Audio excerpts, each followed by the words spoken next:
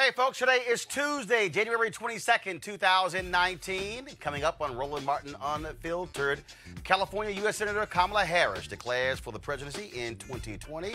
Of course, one of her first stops after she made the announcement on Good Morning America, her alma mater, Howard University. Also, there was a loud tweeting and talking about the Reverend Dr. Martin Luther King Jr. on yesterday. Of course, it was MLK Day, the federal holiday.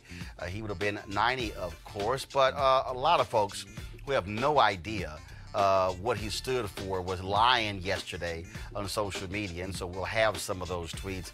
But also, the Reverend William Barber, he was speaking in Nashville, Tennessee at their MLK event.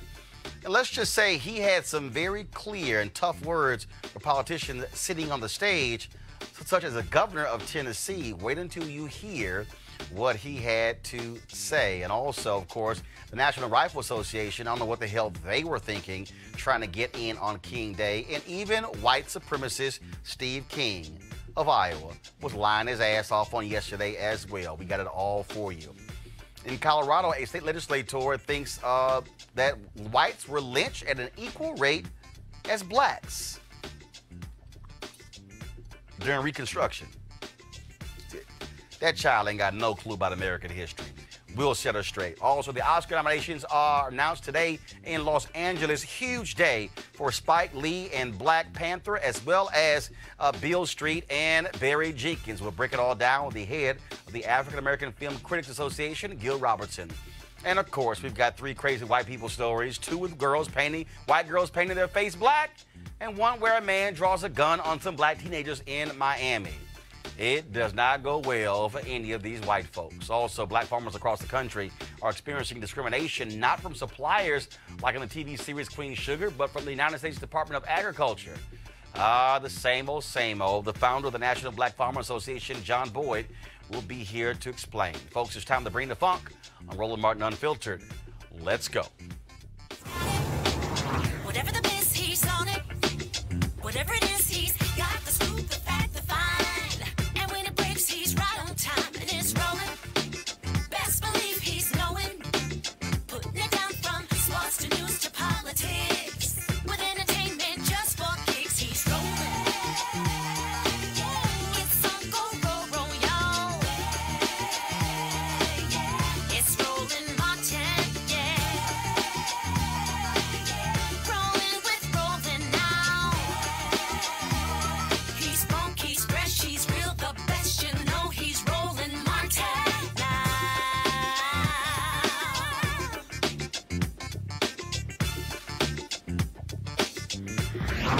Martin.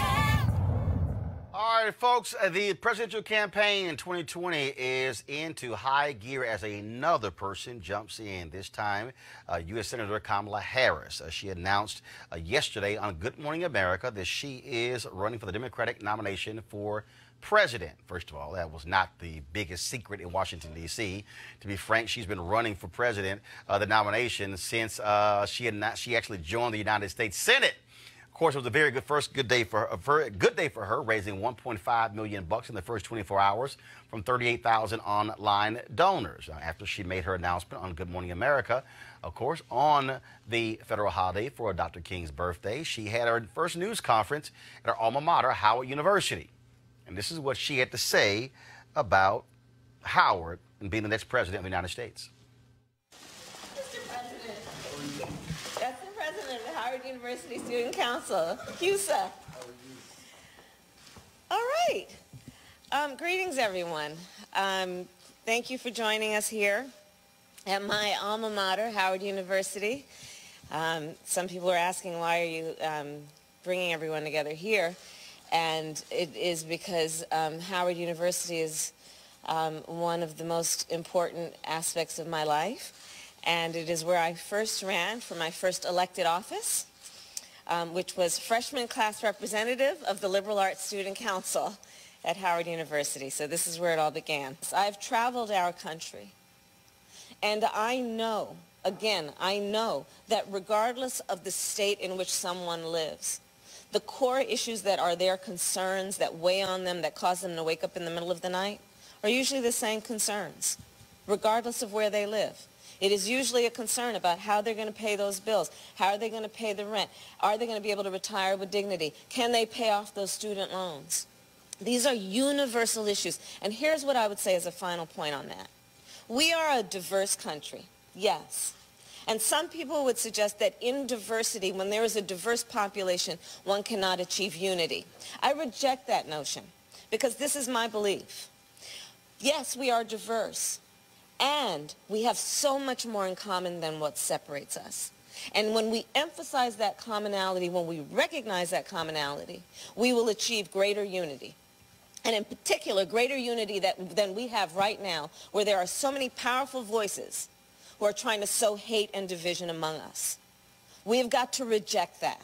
It is not reflective of who we are as Americans, and it is not in our best interest. Our unity has always been our strength, and our strength is our unity. I feel that very strongly. And, of course, it wasn't 24 hours after the announcement, a right-wing troll announced on Twitter that Senator Harris isn't eligible to be president because her parents had not lived in America for 5 years before she was born in Oakland. Here we go with some dumb-ass birthers. Let's talk about it with our panel. Spencer Overton, president for the Joint Center for Political and Economic Studies. Also joining us is Teresa Lundy, founder of TML Communications, and also Malik Abdul, Republican Communications Consultant. So, as I said, not the biggest secret in the world that Senator Kamala Harris is running for president. And what was interesting already is that how folks are announcing. So she makes the announcement on Good Morning America. If you go back to 2008, when President Obama made his announcement, he did so. The state capitol in Springfield, Illinois, cold day, did it outside of the building where Abraham Lincoln gave one of his most famous speeches when he was in the State House in Illinois. Then you look at 2016, when Hillary Clinton announced she was running again. Big announcement in New York. What's interesting in this year, you haven't seen that. Even though Julian Castro had this announcement from an audience, you don't have the same build-up in these announcements. What do you make of, Teresa, we'll start with you, how different it is this time? Yeah, so I don't see announcements as being that big spectacle as it used to be in the past. Right? Because now people are like, okay, now that you announce, what next? Right? And so I think what Kamala did was very reassuring to the public. We all know that when you're on any national media network and you're able to have that sit down, you're able to reach millions of people in that one 3-minute segment. And so what I think she did is something that if everybody else had the opportunity, they need to sit down on a one-on-one. Well, no, but what's her name? Tulsi Gabbard. She announced on Van Jones' show. Kirsten Gillibrand announced on Stephen Colbert. And so, but still was quite. I find it interesting, Malik, when you think about these announcements. Normally, what happens is there's this huge roll-up to it. You have all of your cable outlets, other people out there in terms of, and then there's all of the different focus. There's a major speech that you announce. Again, it's interesting seeing how folks are not actually doing that. Yeah, I think part of it is, when you look at the bigger speeches, I think part of it is what we have now is the media. I think the candidates are going to really utilize social media. So if you think of the late night shows that some of the, candidates have made their announcements, even through social media. Talk about Elizabeth Warren in her kitchen. I think Beto, no. Now, she announced the exploratory committee, so she hasn't actually announced that she's running for president. But those type of things, I think these are designed to create social media moments that Hillary Clinton announcement or Barack Obama's announcement in, was it Springfield? Yeah, it was Springfield. Yeah, in Springfield on that cold day, they're not built for those type of purposes. And so I wonder, even as they move on into their candidacy, to the extent that these, campaigns will be big public relations, not necessarily substantive. Now, I do think that with Kamala's case, I find the juxtaposition between her announcement on Good Morning America and then turning around and go to Howard interesting. I probably would have made the announcement at Howard. It would have struck home probably a little harder for me if she had made that announcement initially at Howard and then go to Good Morning Spencer. America. Well, I don't know many presidential candidates who've done the first big press piece at an HBCU, right? And I think that Why there's not? something to be said for that. There's a strategy here in terms of recognizing the base and acknowledging it, as opposed to running away from race and blackness, embracing it in terms of Howard, reminding folks, the fact she did it on MLK Day, the fact that her first big event will be in South Carolina, which is one of the early primary states. It has a large black population. This notion of embracing the base, I think, is important. I do believe that, to Malik's point, I think social media has also changed that game in that it used to be where it was all about the big event, the big build-up. You picked the right day. You packed it in with 10,000 supporters, and you had folks with signs and all of the sort of stuff along those lines, because it was all about how much free and earned media can you get. Whereas now, at the end of the day, look, you have some candidates who say, I can make the announcement this way and still drive my stuff. Social media, 38,000 people already donating in the first 24 hours. That is what's interesting. Let's just talk about, but also her as a candidate. You already saw last week in the New York Times, Progressive attacking her and her record as a prosecutor. And then you have, you already see that. Obviously, they're African Americans. I've already seen talking about, oh, no, you can't have that. What's interesting about that is that, remember, you've always had for years that if you were a prosecutor, you had to be tough on crime. And so is she now walking into a situation where the buildup of a career that positions you for higher office actually now can be held against you because the base, to your point, Spencer, is at a different place than it used to be? That's a possibility. I mean, recognize, though, she's like the DA in terms of San Francisco, right? This isn't like the DA in Waco, Texas, right? This is the DA in San Francisco. She did a lot of things in terms of being smart on crime. I definitely acknowledge the tension between DAs and black folks, but I would say that she's not kind of a standard DA. I would also say that, you know, I think there are a lot of white progressive folks who would say, let's try to separate you from your base in terms of black folks by playing this up. This is something they did in terms of Cory Booker, in terms of trying to say, hey, Bernie is over here on issues. Cory's kind of bought off by companies. And so I think this is kind of a standard Democratic tactic of how do you basically say Cory and Kamala are not progressive enough? But Teresa, I've already seen folks saying that people who were who didn't commit crimes, she fought trying to free them from jail or whatever. At the end of the day, though, her role as a prosecutor and as an attorney general is going to be an issue when the base of the party is now looking at that differently. Again, where it used to be, if you ran and you were running and you took the law and order attack, that was about appealing to moderates or centrists, or in terms of I'm not uber liberal, even though she's in San Francisco. And I've already seen African Americans say, I'm not too excited about Senator Harris. Yeah, so Senator Harris right now is a part of the move of the criminal justice reform. And in her speech and everything that she's been doing leading up to and per her announcement was about unity and love, right? And I think those are the key messages that we need to really kind of stay focused on as she's moving into some of these rallies and some of these events, because moreover, when we start to see the Democratic Party and some of the individuals that's coming out of it that has a progressive agenda, I think they're going to start to really piece out where she was on some of those issues and really find the balance as it relates to criminal justice. I'm going to throw this out, and I want y'all to respond to this before I go to my next story. And here's something that I said when Obama was still in the White House. And that is, black voters are not going to give the next black nominee the same runway they gave Obama. I believe that there are a lot of African Americans who have said, folks I've talked to, I've interviewed, and the sentiment that I've gotten is that we did not demand of Obama what we should have, and we are not going to make that mistake again. I think it's going to be a lot harder for Senator Harris a Senator Cory Booker, Right. or even if Eric Holder jumps in. It's going to be a lot harder for them to lock up that black support like Obama did in 2008. You're reading my mind.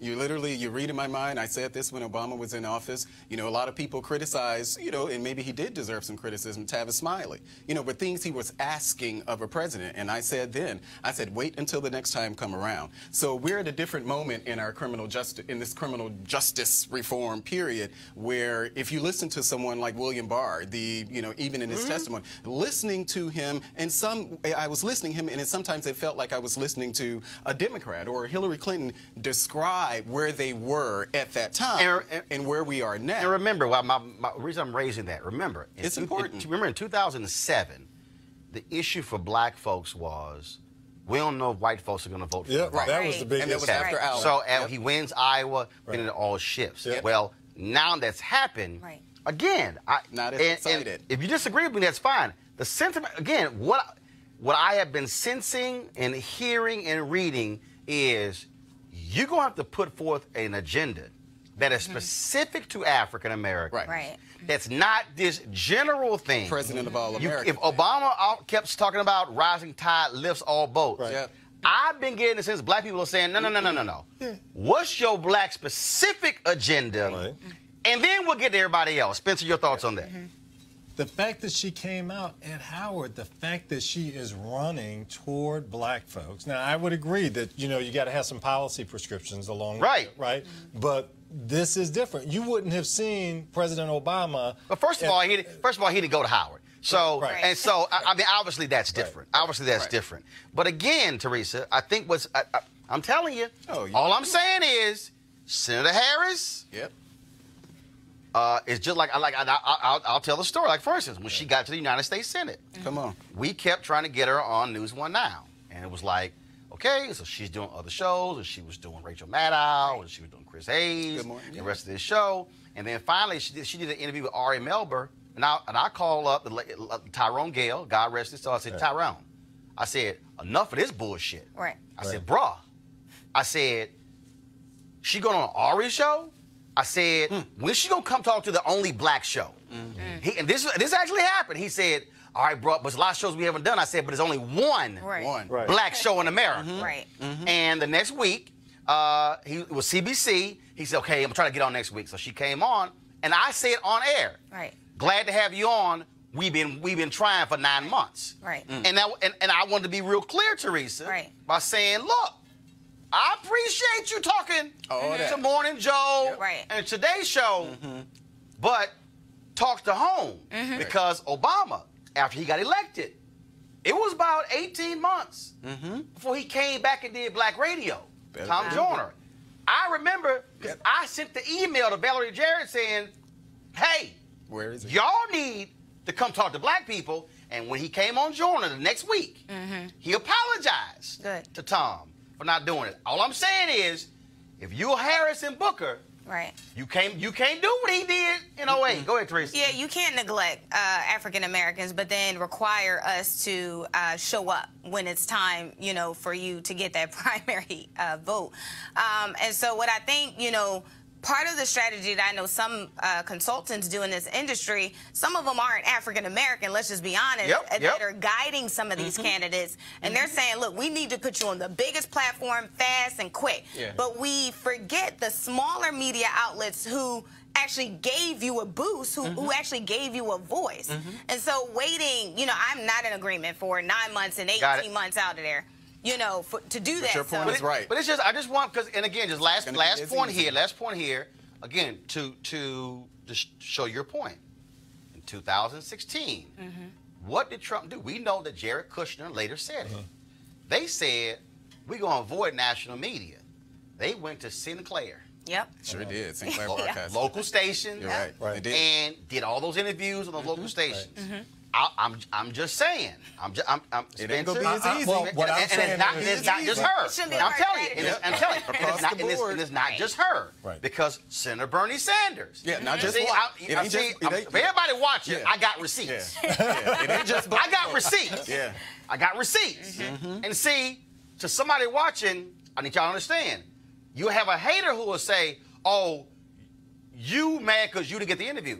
No, it's talking to the audience. Right. Right. Senator Bernie Sanders, for 6 months, when he announced going through January and February, we tried constantly to get him to do Tom Joyner Morning Show. 6 months we tried. Couldn't do it. Yeah, he talked to Killer Mike. Yeah, Cornel West.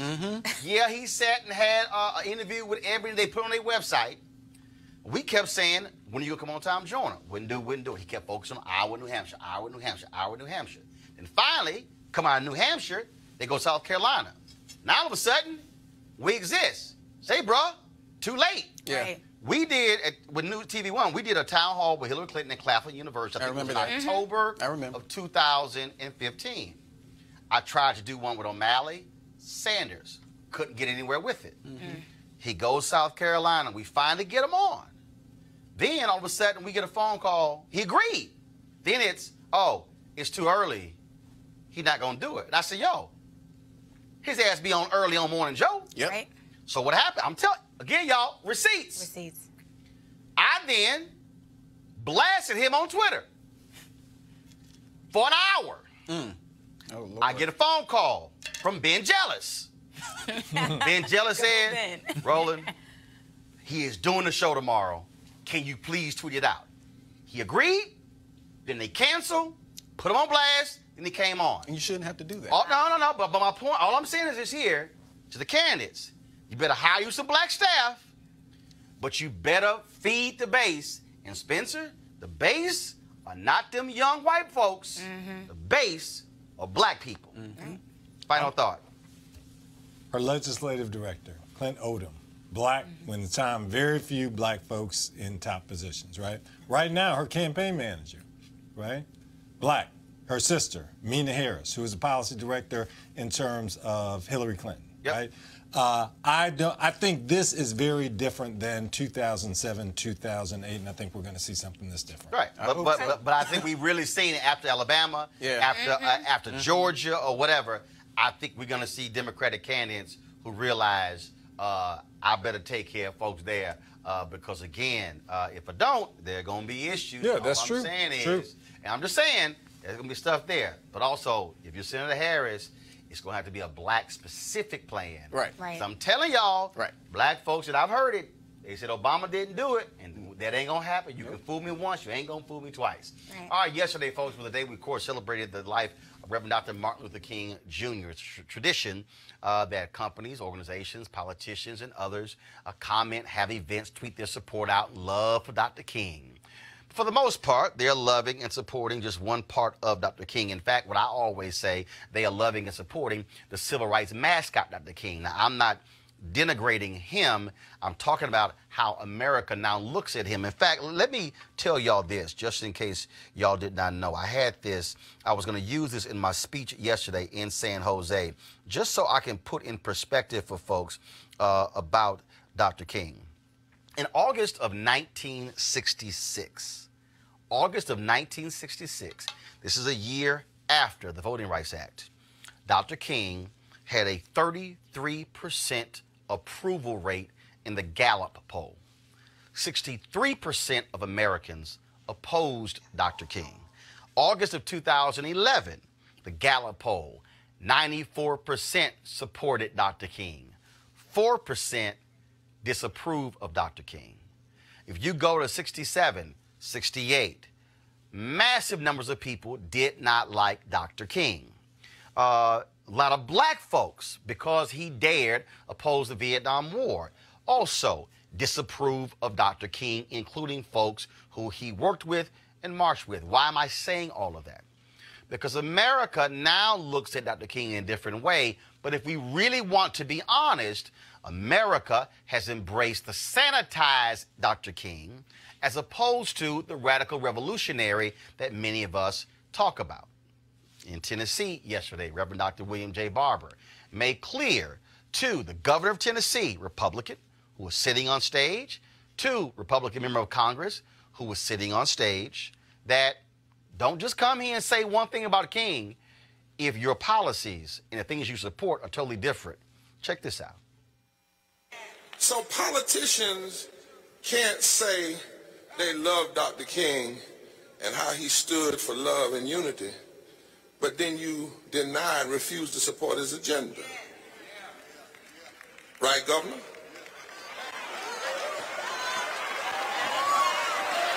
I mean, since you came, right, Congressman? So, let me show you what I mean, Governor. Dr. King would not have been for a wall. And the hurting, how many of y'all are not against a wall? Everybody here that's not against the wall, politicians, everybody, and will tell Donald Trump, you don't need to be building a wall to separate people. We need to be spending money to give people health care. Stand on your feet. Now, anybody that doesn't stand on your feet, you get the seat. Wait a minute. How many folk in here believe, like Dr. King, that everybody ought to have what Teddy Roosevelt, a Republican, asked for 100 years ago, and that's health care for every citizen? Everybody believes that. Stand up. Now, if you can't stand up for that, then don't say you love Dr. King.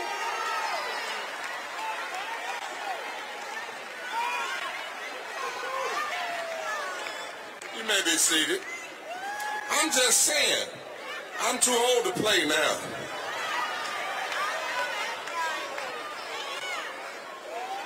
And preachers, don't just think I'm talking to politicians.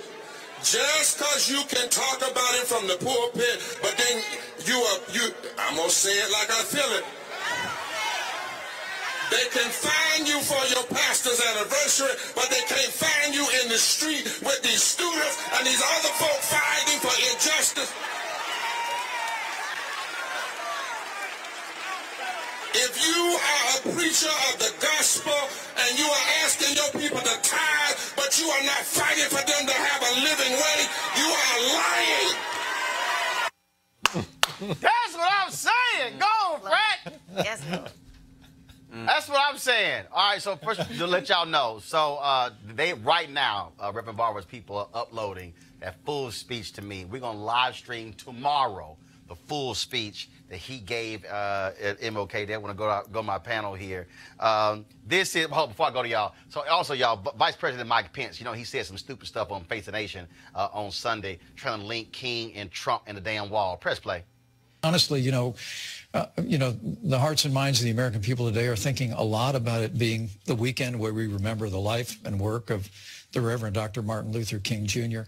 One of my favorite quotes from Dr. King was, "Now is the time to make real the promises of democracy." You think of how he changed America. He inspired us to change through the legislative process to become a more perfect union. That's exactly what President Trump is calling on the Congress to do. Come to the table in a spirit of good faith. We'll secure our border. We'll reopen the government. And we'll move our nation forward, as the President said yesterday, to even a broader discussion about immigration reform in the months ahead. One word, 8 letters, bullshit. This is what Martin Luther King III had to say in response to Vice President Mike Pence. Whenever I get to this period, it always is reflective. This year is probably more reflective than ever. Because I wonder what my father would be thinking and ask. Especially since we have an administration and administrators. And Rev said, the Vice President, I forget exactly what you said, Rev, but the Vice President attempted to compare the President to Martin Luther King Jr. Now, Martin Luther King Jr. was a bridge builder, not a wall builder.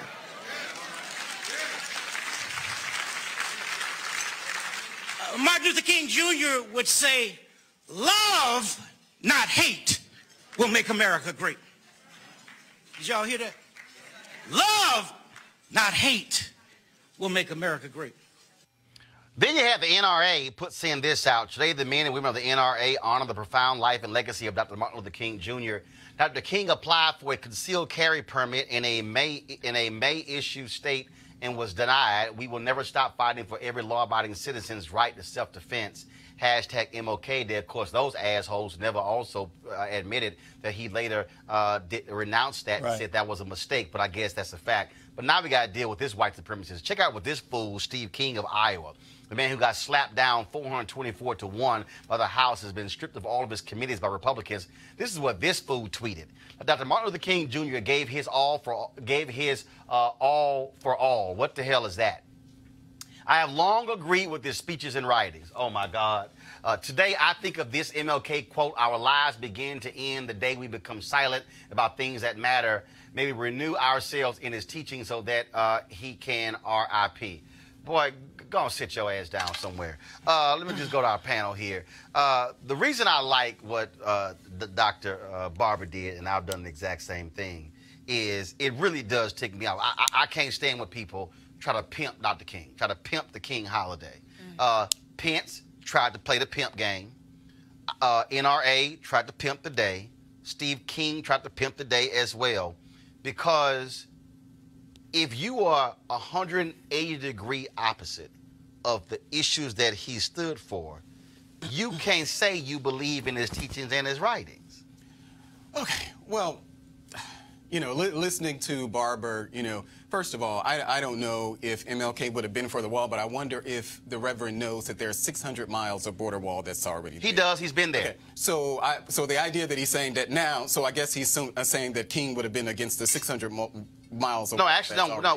What he's saying is that Dr. King went to Germany and actually spoke against the very wall that split. But we don't know if he would have been against. Wait a minute. Hold up. What we no, actually we do. No, we don't. No. If you look at a body of record, yes, you do. We don't know because this has become so politicized. So the idea that we know that he would have been against the same wall that Hillary Clinton, Barack Obama, Joe Biden, Reverend Dr. Martin Luther King Jr. Malik would be absolutely against the inhumane treatment this administration has actually been providing to folks on the border. The Reverend Dr. Martin Luther King Jr. So you think the wall is inhumane and immoral like Nancy Pelosi? I fundamentally believe the immigration policies of this administration. We're talking about the wall. No. I'm expanding the conversation.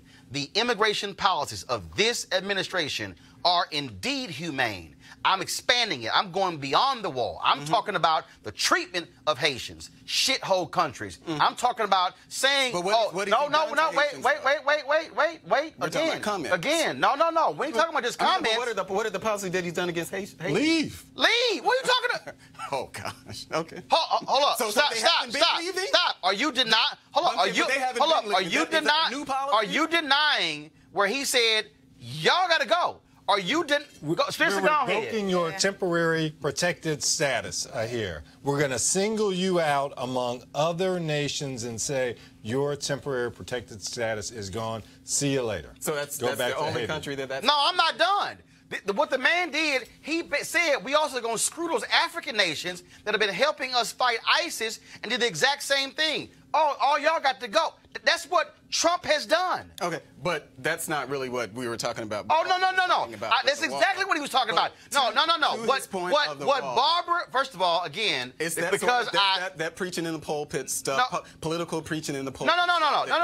No. Barber's not politically preaching in the pulpit. That's what he was doing. No. What he's doing is offering a prophetic voice when it comes to the human condition. That's a political voice. I'm talking. No. That is a prophetic voice. Because when you are a minister of the gospel, you are to care about the downtrodden. You are to care about the poor. But you are to care about those folks, the least of these. You should. You're talking about somebody who's been to the border. Okay. Somebody who's actually been dealing with that. And so when you are a prophetic preacher, you are willing to say the same thing to Republicans and Democrats. You're willing to say the exact same thing to folks, whether they're Christian, Jew, Muslim, or Hindu. And so what Barber was doing was speaking truth. Now, maybe you can't handle prophetic preaching. Oh, that's I don't have a problem with prophetic preaching. Well, that's prophetic preaching. I didn't consider that prophetic. Well, So hold up. What, I didn't consider it what Dr. prophetic. King did, was that prophetic preaching? Oh, absolutely. But it wasn't political. So was Vietnam, when he talked about Vietnam, was that prophetic or political? Who? You're talking about Dr. King, Dr. April King. 4th, 1967, Riverside Church beyond Vietnam. Absolutely. Was it prophetic or political? It was absolutely prophetic. I thought it was prophetic. So, But he's not Barber. But Barber is. No,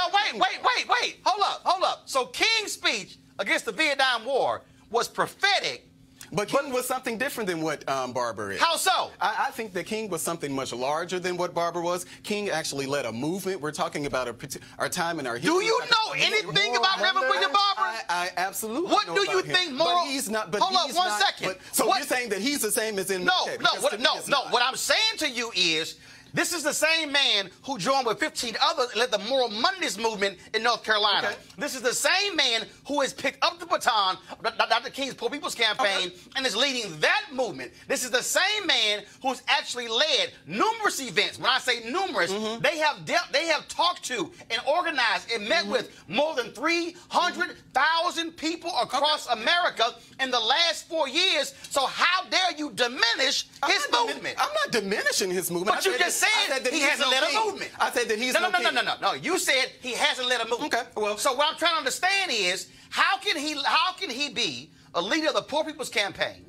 How can he be co-convener of repairs of the breach? How can they transform what's happening in North Carolina with Moral Mondays, have taken Moral Mondays across America, but you don't call that prophetic? That's political. Well, when I'm talking about a movement, Do me a favor. I need you to define prophetic preaching. Roland, we're not going to do this. Yes, we are. No, because if you say you are upset that I said that he's not. I want you to define prophetic preaching. I don't think that he's king. I don't agree. He's with not king. He's Barber. I don't agree with the politics that he spewed from the pulpit on that particular segment. I don't agree with it. Hold up, but how is? But now again, since you said that was political preaching, well, I need you to define. You have the governor, and I guess he's talking about congressmen or something, and then we're talking about a wall. I mean, because that's what we're talking about. No, hold up. He was talking about. A wall. I'm sorry. Do y'all have the other clips? Yeah. Well, we can watch the other. He was talking about a wall. Yeah. He was talking about health care. Hold up. He was talking about health care. He was talking about voter suppression. He was talking about the politics. He talked about voter ID, the politics of the day. I didn't see that. But I'm still trying to understand, how do you separate prophetic preaching and political preaching? So I need you, Malik, to define, what do you define as political preaching and what do you define as prophetic preaching? Well, when I think of things that are prophetic, I think of things that we're talking about actually just emanating from the Bible, like principles that we're talking about emanating from the Bible. So hold up. How can you say Dr. King did prophetic? But what we're talking about with Barber is not that. What we're talking about at Barber saying that MLK would have been against the wall, that's not talking about things that are, that is how can you say that? Something. How can you say King did prophetic preaching? I think he was a political person. I think he was a political person too. 1 second. When King was dealing with politicians. Yeah, I think Teresa, he was capable I'm of just doing trying to both of understand those. here. I'm just trying. I'm like. Yeah, I mean, it's so.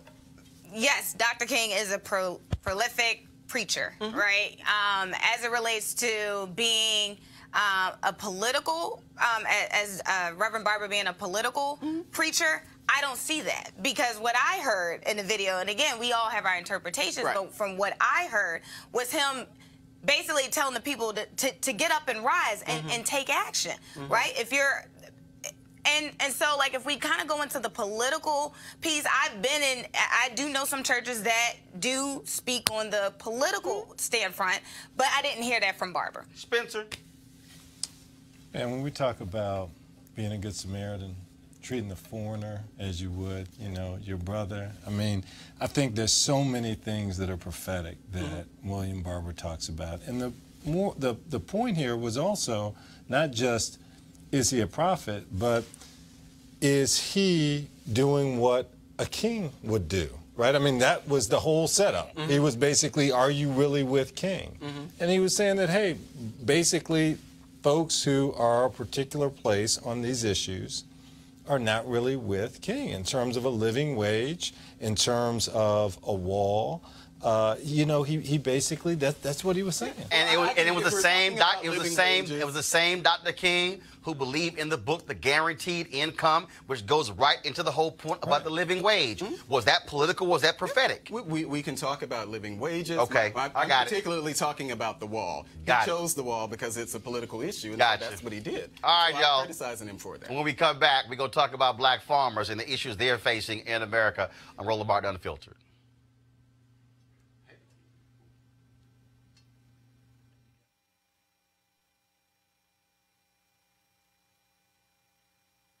Our HBCU, y'all don't have it? Okay, fine, I'll come back to it. All right, folks, let's talk about the folks at D Herbs, one of our partners here on Roland Martin Unfiltered. Of course, many of us are focused on a healthier you in 2019. And so some folks, for them, they want to lose weight, they want to look better, they want to feel better, they want to get ready for, of course, beach season. Well, what you can do is what I also did is be on the D Herbs Body Cleanse. I got 5 more days left, been on it since 2 Mondays ago. And, of course, it's not too bad. You're good. It's okay. Raw vegetables and fruits and lots of water. And also with the cleanse, of course, people trying to clean themselves out with excessive holiday eating, of course, processed foods, fried foods, and all of that fun stuff, but not always fully healthy for you. Now, your body needs to recover, and the full body cleanse will help you get rid of the toxic buildup that will not only drag you down, but could be very dangerous if you don't do anything about it. If you want to feel better and stop dragging around and have more energy, go ahead and do the full body cleanse from D Herbs. Now, all you got to do is go to dherbs.com right now and use the promo code ROLAND for a discount at checkout. That's the letter D for dherbs.com. You can call 866-4DHERBS, 866-4DHERBS. And again, don't forget to use the promo code rolling. Now, of course, I'll tell you on next Monday in terms of how many pounds I've lost and also what's the next phase after I finish the D-Herb cleanse. I know the 20-day cleanse, they have a total of 27, so there are others you can do, but I'm doing one that's 20-day. And so go to dherbs.com. All right, folks, let's talk about black farmers getting a raw deal from the federal government. Huge issue. Farmers across the country are experiencing discrimination, not just from suppliers, but from the Department of Agriculture. And, of course, we've been covering this story for years when they had a settlement, and then they had to fight for those dollars. But the question is, what is happening now with the nation's black farmers? Joining us right now is John Wesley Boyd, of course, the founder of the National Black Farmers Association. So, John, glad to have you back on the show. So, what's happening now? Roland, how you doing, friend? Doing great. Your show, and first of all, thank you for having me.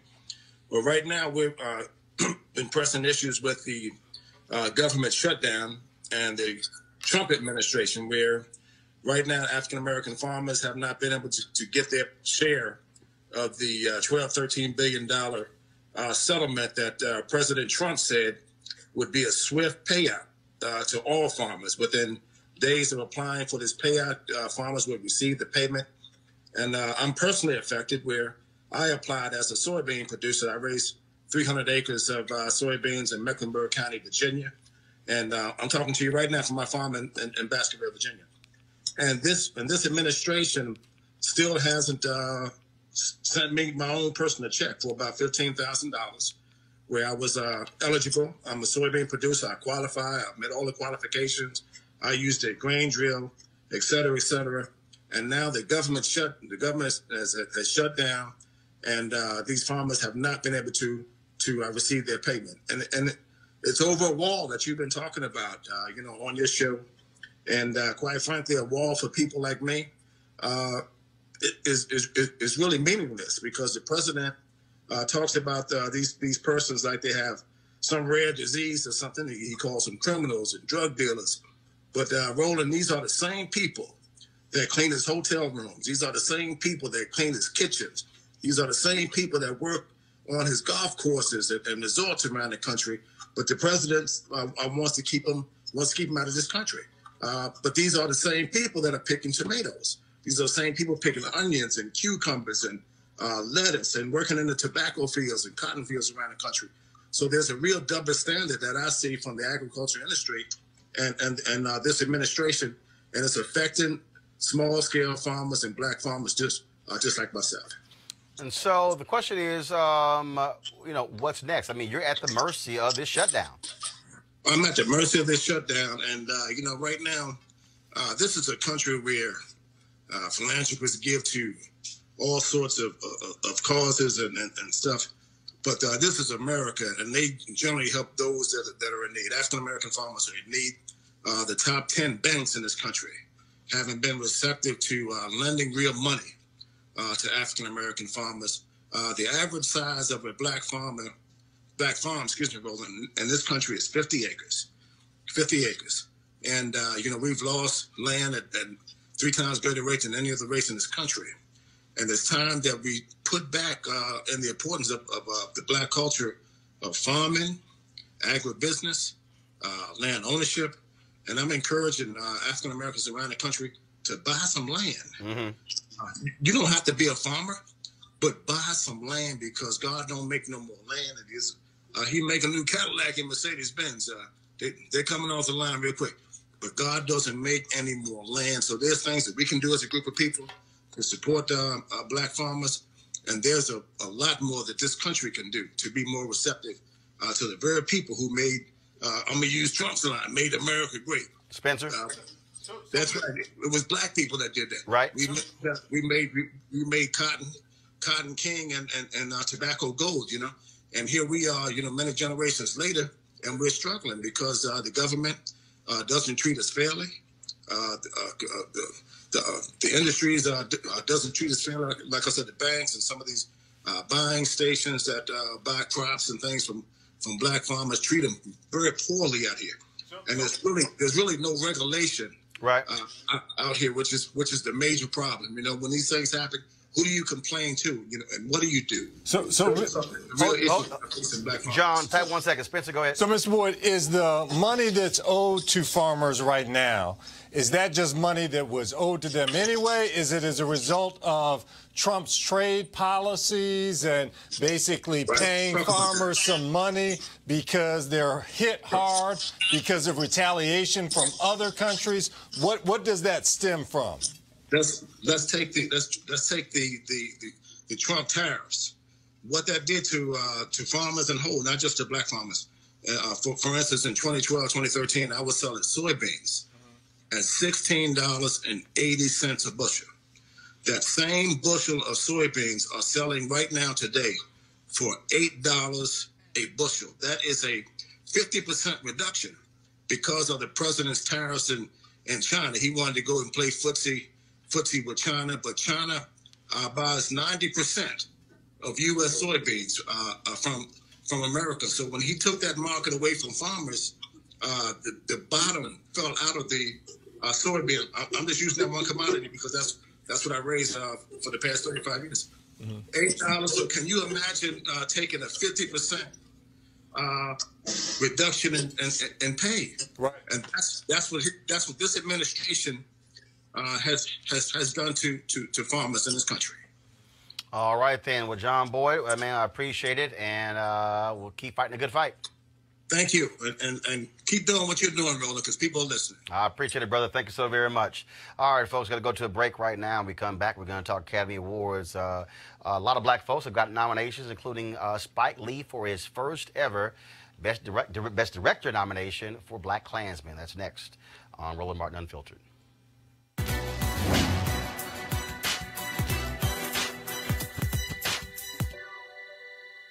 If you cannot find peace within yourself, you will never find it anywhere else.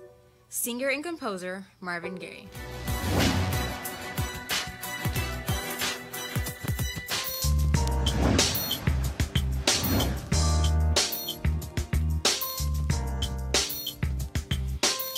All right, folks, HBCU Giving Day University is Fayetteville State University, founded in 1867. Of course, notable graduates include Ophion Crockett, Darrell Armstrong, Marvin Lucas, and Belinda Gay. Of course, you can donate by going to uncfsu.edu. That's uncfsu.edu.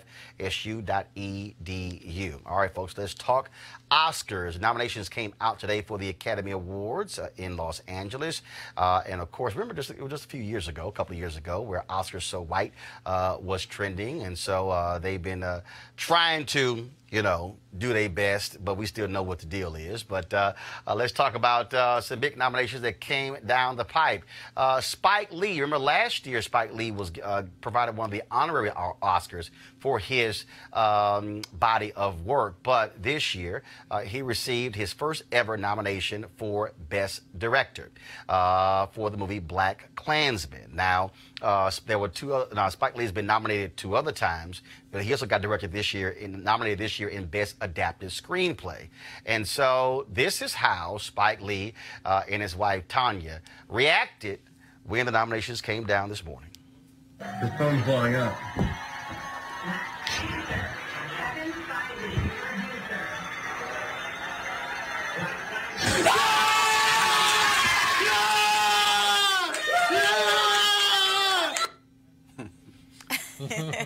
Okay, pretty interesting reaction.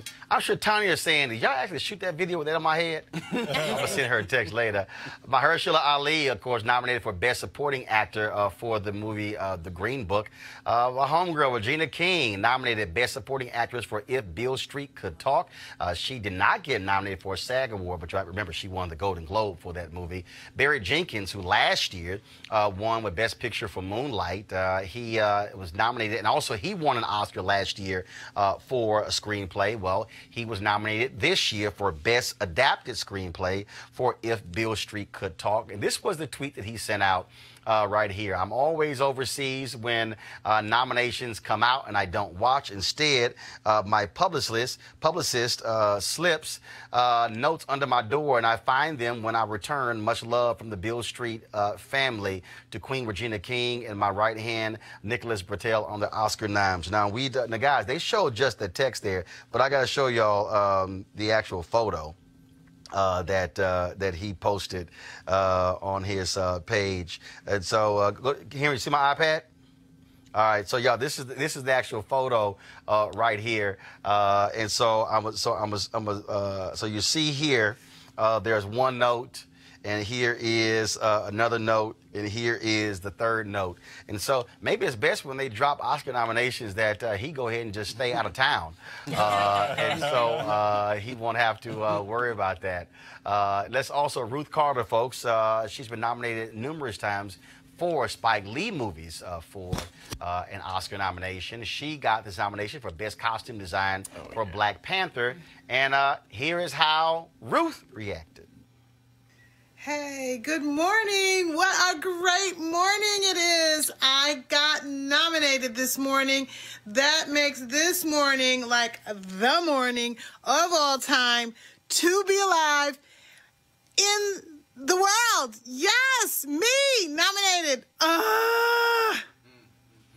All right, so I've been chatting with Ruth and her people today, so look for her to be on Roland Martin Unfiltered soon. Terrence Blanchard, he's done many of Spike Lee's original scores, including Malcolm X. He got nominated for Best Original Score for Black Klansman. Hannah Beachler got Best Production Design nomination for Black Panther. She is the first African-American ever nominated for Best Production Design. Also, Black Panther was nominated for Best Sound Editing, Best Sound Mixing, and also Best Picture. But Ryan Coogler, who directed the movie, wasn't nominated for Best Director. Also a nominee for Best Picture, Black Klansman, nominated, of course, directed by Spike Lee, and The Green Book, also nominated for Best Picture. Talk about interesting there. Now, let's just be clear. Y'all know how we roll. And so we talk about many of these movies. Of course, very soon, the NAACP will be dropping their nominations for their awards. We'll be, of course, presenting that as well. And so we talked about also Golden Globes, SAG Awards, and some of the others. And so it's important for us to highlight all of those. Obviously, when it comes to the Oscars, and that's a huge deal in the industry because that is considered to be the creme de la creme. Right. Here's the thing on when you talk about this idea of going back to Oscars So White. But most people who don't really understand Hollywood is that movies are in the pipelines. Mm-hmm. So you can have, so you take Oscars So White, which was 2 or 3 years ago. All right. You literally have some movies where the development is 3, 5, 10 years. Right. So when we talk about you look at those number of nominations, but the reality is, in the top categories, only 4 people of color were nominated out of the top 20 for Best Actor, Best Actress, Best Supporting, and those categories. There were no female directors who were nominated. And so when you talk about movies starring us, directed by us, written by us, that's also a pipeline issue. And so part of that was about how do you get more of those movies in the pipelines. And the same thing, even though Rich Crazy Asians did not get nominated, again, I think because of the success of that film, you're going to be seeing more of those films that star Asians as well. Just your thoughts on the roundup there of the nominations. Hey, first of all, I'm still on the Wakanda high from last year. I don't know when I'll get off of it. I can't wait to go back and wear my dashiki, go back to the theater. Now, why don't you wear it on the show? Hold on, let's see if you got the courage to wear it on the show, like Greg Carr does. Next week. All right. Next week. All right. I'll be on the show. Come here with your Republican bow tie. No, hell no. I don't want no Kente Cloth bow tie. I want to see Malik walk his ass on this show. I want to see Malik bring his ass on this show in a dashiki. That's what I want to see. Republicans gonna stop returning every phone call he got.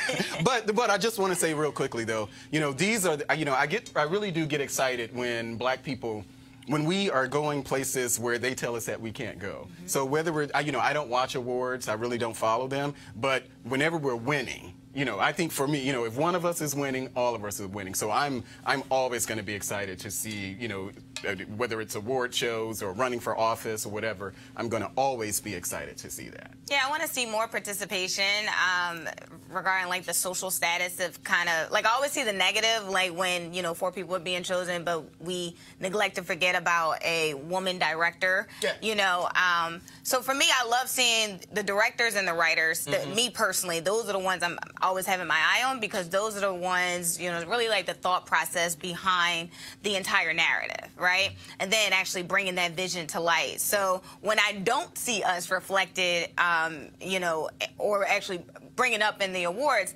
I definitely get disappointed. And now I'm like, I kind of go back to the speeches of Viola Davis where she stood her ground and said, look, we need to be more so a part of the conversation. Right. We need to be more so at the table. And, but when I see that, it kind of makes me reflect to that. So Spike Lee, overdue. I mean, you think about movies that have stood the test of time, like Do the Right Thing, The Issues Today. So Spike Lee. 3 of his movies. Malcolm X. 3 of his movies are in I think it's the Library of Congress or the National Film Registry. It's one of those. But go ahead. But to your point. Yeah, just fine work. Regina King, outstanding performance here in terms of nuance with regard to Beale Street. So excited about that prospect. And finally, for all these people who are making decisions about where they're going to go to school, I really want to point out Ruth Carter, Hampton University, a lot of illustrious alumni from Hampton University, Ruth Carter in terms of Black Panther costumes. Well, one of the things that I am, and so folks, as we're talking, the reason I'm actually going over Spike Lee's Instagram page, because I wanted to find, because when he was on Capitol Hill, he posted a photo that I wanted to show y'all that he was talking about. But one of the things that I think is important, what I like about this is also you saw the variety. So when you talk about production design, sound mixing, that's important because those are jobs. Right. Yeah. And and I've done a lot of a lot of interviews with black talent, but also directors. And it's important for us to let people understand. And David Talbert talked about this when I did one of the screenings for Almost Christmas, that those are jobs. And so we can't be locked out of those jobs too. A lot of people get so consumed by what happens in the front of the camera.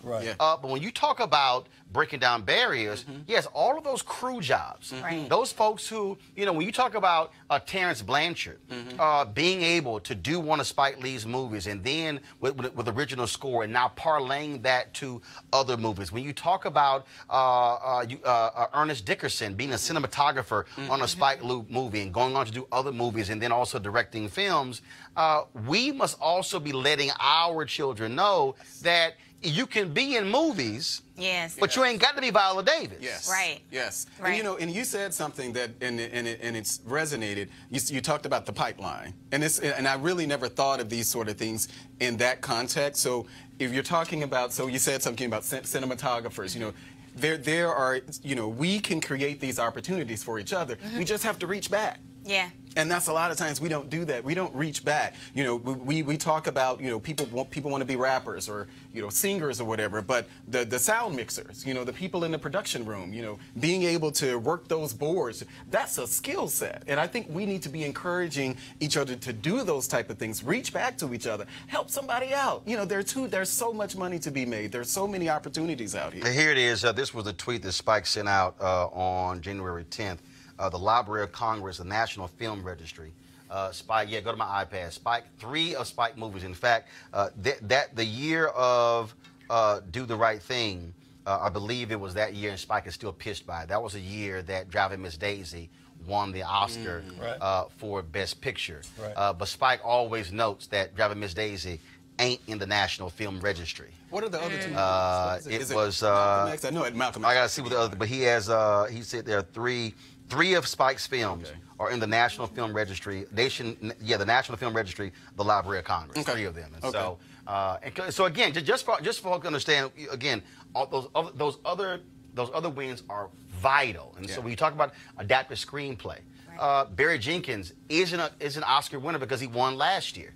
And that's crucial that we also break those barriers down. That way our writers are getting their scripts out. Then all of a sudden the people who are building sets and who are talking about clothing and costumes. Then when you talk about, I mean, all of those jobs pay. Can I just say something very Malik quick? and Spencer real quick. And just, you know, so you guys probably, you can't see it, but what we're talking about, Roland does that with his show. So Roland's show, yes, it's diverse, but Wakanda is on the set in Roland's show. Because it's the same they're thing. Behind the cameras. It's They're the same doing thing. the work. So when Regina King announced that, she said, hey, all my future projects, 50% of the crew is gonna be women. Right. Oh, wow. And somebody asked Spike Lee about that on the set. Spike said, that ain't new to me. Right. Spike said, I've been doing that. Because the reality is, it's about how do you use your power to say, no, I'm going to put people on. And I got to give y'all just real quick before Spencer comments.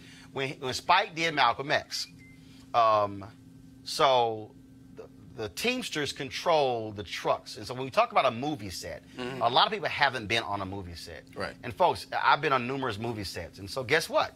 There's transportation, there's catering. I mean, the catering contract is huge because you got to feed the crew every day, sometimes for 2 and 3 months. The transportation contract. So what Spike said is, the Teamsters, so Spike had the Fruit of Islam.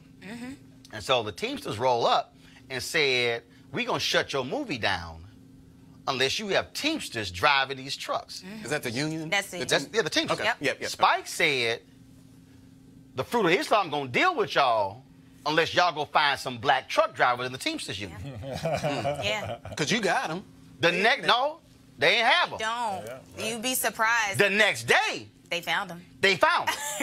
But the only reason those black truck drivers was because he said got into the Teamsters union because Spike said, y'all ain't driving nothing on this movie set unless y'all have some black truck drivers. The same thing he told media. You want to come interview me about Malcolm X? Send a black staffer. It caused all these white folks like, oh Lord, get the contact book. They looked around. It was kind of like, damn, we don't have any black staffers. Yeah, we knew y'all didn't. Right. But again, that's how you use your power. Right. Teresa, go ahead. Yeah, so from experience, I have a lot of good friends that have the SAG card, you know, so that's pretty much, you know, if you're part of the actors piece. 2 of my friends went from acting actually into the production side.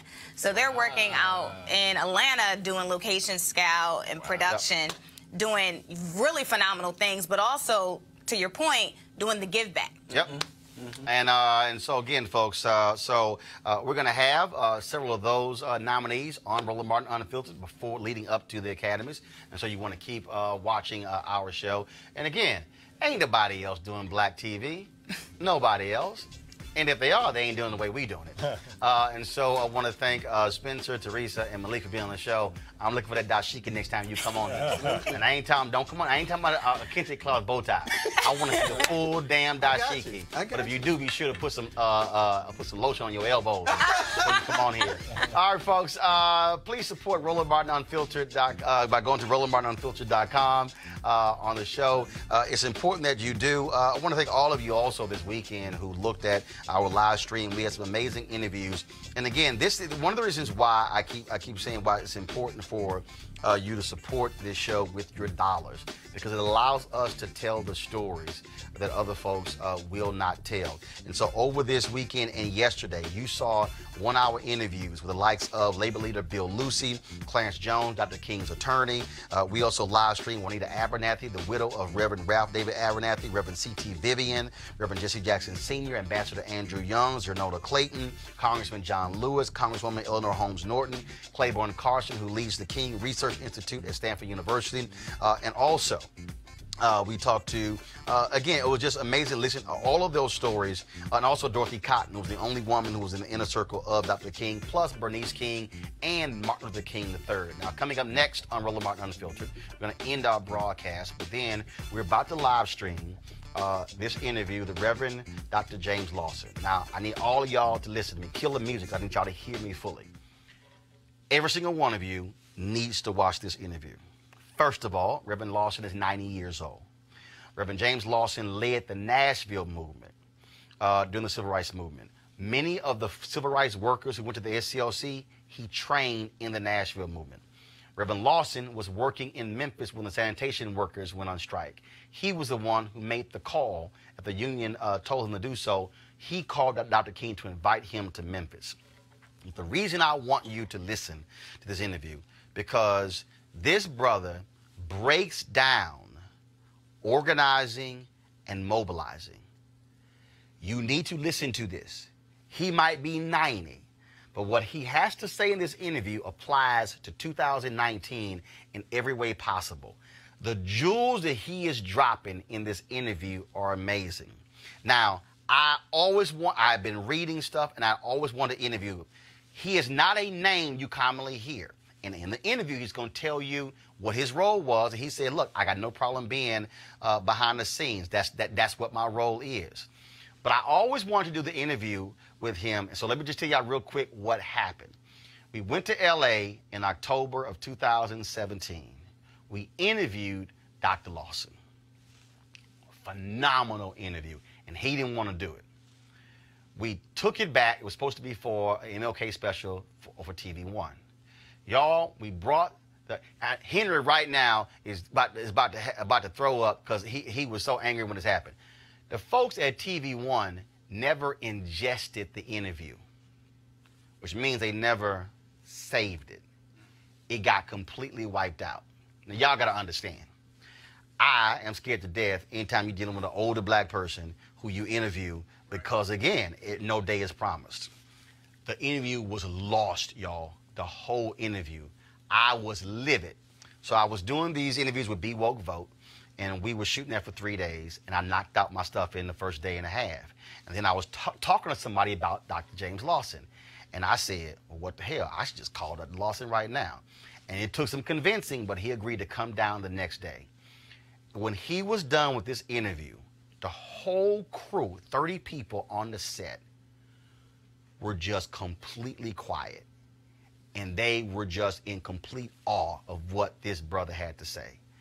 Y'all gonna see what I'm talking about. And so you want you to keep watching, but that's why supporting this show makes interviews like this possible. So that's coming up next right here in Roland Martin Unfiltered. So I want you to go to RolandMartinUnfiltered.com, join our Bring the Funk fan club, use the Cash app. You can utilize Square, you can utilize PayPal, but your dollars makes these interviews possible.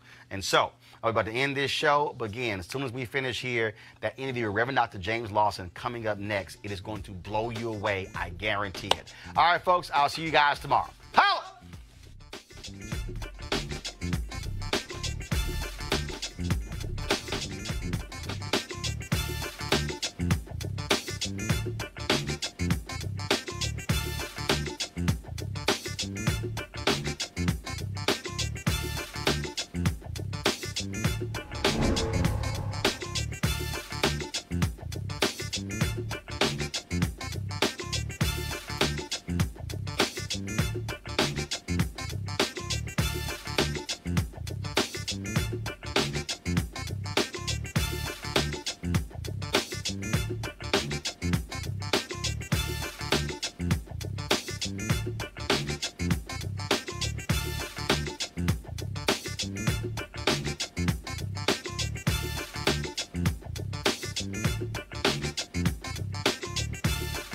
Hey fam, want to check out Roland Martin Unfiltered, the blackest show on all of digital, cable, and broadcast. Check out our audio podcast.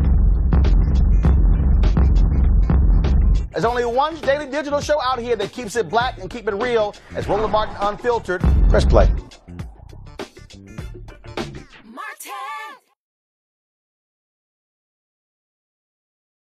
You want to support Roland Martin Unfiltered? Be sure to join our Bring the Funk fan club. Every dollar that you give to us supports our daily digital show. There's only one daily digital show out here that keeps it black and keep it real. It's Roland Martin Unfiltered. Support the Roland Martin Unfiltered daily digital show by going to RolandMartinUnfiltered.com. Our goal is to get 20,000 of our fans contributing $50 each for the whole year. You can make this possible. RolandMartinUnfiltered.com. You want to check out Roland Martin Unfiltered? YouTube.com/Roland S. Martin. And subscribe to our YouTube channel. There's only one daily digital show out here that keeps it black and keep it real. It's Roland Martin Unfiltered. See that name right there? Roland Martin Unfiltered. Like, share, and subscribe to our YouTube channel. That's YouTube.com/Roland S. Martin. And don't forget to turn on your notifications so when we go live, you'll know it.